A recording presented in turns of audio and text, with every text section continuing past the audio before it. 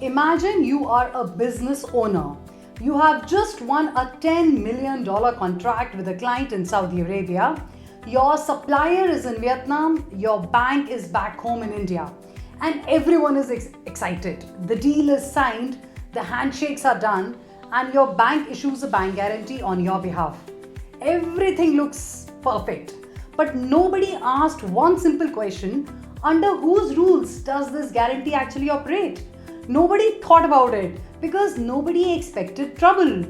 Then one day, your client raises a dispute and says, I am calling this guarantee. And suddenly, that one unanswered question becomes the most expensive question of your business life. Today, we are going to answer it before it ever costs you anything. Welcome to Ravneet Knowledge Bites, episode 1 of the URDG 758 series. Today, we are covering Clause 1, Article 1, the application of URDG 758. And I promise you, by the end of this video, you will never look at a bank guarantee the same way again. Let us start from the very beginning. URDG 758 stands for Uniform Rules for Demand Guarantees 2010 edition. It is a set of internationally recognized rules published by the ICC, the International Chamber of Commerce, the same global body that has been setting the standards for international trade for over 100 years. Think of ICC as the FIFA of global trade. Just like FIFA sets the rules of football so that a match between Brazil and Germany is played under the same rule book, ICC sets the rules so that a bank guarantee issued in Mumbai operates under the same framework as the one issued in Frankfurt or Dubai. URDG 758 is that rule book for demand guarantees. Now, Clause 1 answers the most fundamental question of the entire rule set. When do these rules actually apply? And here's the answer, which surprises a lot of people when they first hear it. URDG 758 does not apply automatically. I'll repeat, URDG 758 does not apply automatically. It is not a law. No government has passed a mandate saying that every bank guarantee in the world must follow URDG 758. It is a voluntary framework. For it to apply, the guarantee document must explicitly say so. The moment these words appear in the guarantee, subject to the Uniform Rules for Demand Guarantees, ICC publication number 758, the entire framework, all 35 articles is switched on. Leave those words out and none of it applies. Not a single rule, not a single protection. Let me make this real with an example. A construction company from India wins a contract to build warehouses in Dubai. The client asks for a bank guarantee. The Indian bank issues the guarantee, but the document simply says, as per applicable laws and regulations. No mention of URDG 758. A few months later, a payment dispute arises and the Dubai client submits a demand to call the guarantee. Now both the parties are arguing from completely different legal positions. The Indian bank is referring to the Indian law, the Dubai client is citing UAE law.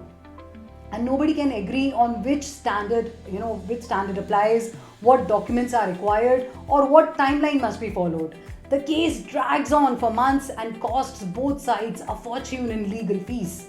A single sentence referencing URDG 758 in that original guarantee document would have given everyone a neutral, internationally accepted answer from day one. Now here is something else Clause 1 tells us that makes URDG 758 genuinely powerful as a framework. It works as a gap filler. If your guarantee document does not specifically address something, for example, how long the bank has to examine a demand or in what format the claim must be presented, URDG 758 steps in automatically and provides the answer. So you do not need a 40-page guarantee document spelling out every possible scenario. The rules do the heavy lifting for you, filling in the blanks wherever the parties have not written their own terms. But, and this is important, Clause 1 also makes clear that if there is a conflict between what the guarantee itself says and what URDG 758 says, the guarantee wins. URDG 758 is not a rigid mandate. It is a default framework. Think of it like the default settings on your phone. The phone comes pre-configured with certain settings, but you are free to customize them. URDG 758 gives you a sensible, internationally tested default, and parties are free to modify specific terms if they choose. The rulebook exists to serve the transaction, not to override the party's own agreement. Clause 1 also extends this logic to counter guarantees. A counter guarantee is what happens in international banking when your bank does not have a branch or a correspondent relationship in the country where the guarantee needs to be issued. So your bank instructs another bank in that country to issue the guarantee on its behalf, and the arrangement between your bank and that second bank is the counter guarantee. Now clause 1 makes clear that URDG 758 applies equally to counter guarantees, again provided that it is explicitly mentioned. This matters enormously in cross-border transactions where multiple banks in multiple countries are involved, because it means the same rule book is governing the entire chain from your bank to the correspondent bank to the final beneficiary. So what is the practical takeaway from all of this? Every single time you are involved in reviewing, drafting or negotiating a bank guarantee, the very first thing you check is whether URDG 758 has been expressly incorporated. That one line is not a formality. It is the foundation on which the entire transaction rests. Banks benefit because they do not need to research the local laws of every country they deal with. Beneficiaries benefit because they know exactly what a valid claim looks like. Applicants benefit because they know precisely what protection they have. Everyone wins when the rules are clear upfront. The ICC did not create URDG 758 for only giant multinational corporations alone.